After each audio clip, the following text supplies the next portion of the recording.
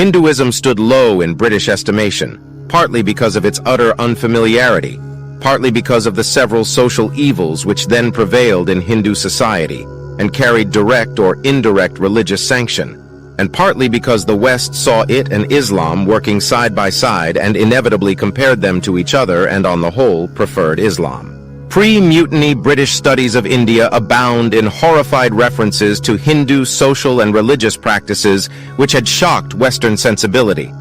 It is noticeable that, apart from some unfavorable mention of polygamy among the Muslims, this list of evil practices was exclusively Hindu: suti, or the burning of widows on the funeral pyre of their husbands, killing of girls in infancy to avoid the dishonor of letting an outsider marry one's daughter, murdering of old people by burying them in suffocating mud, sacrificing human beings for propitiating goddesses carved in stone, worshipping of trees and stars and rivers, calling the cow mother and treating it as a minor deity, and so on.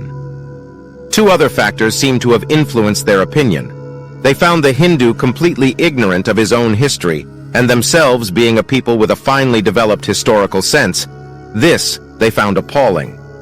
To claim to belong to such an ancient religion, and to be so indifferent to its past, was an unpardonable intellectual crime in the eyes of the British, who were accustomed to record and examine the smallest change in the fortunes of their nation, and whose sense of history had recently been given a still finer edge by imperial expansion. The second factor is even more simple to grasp.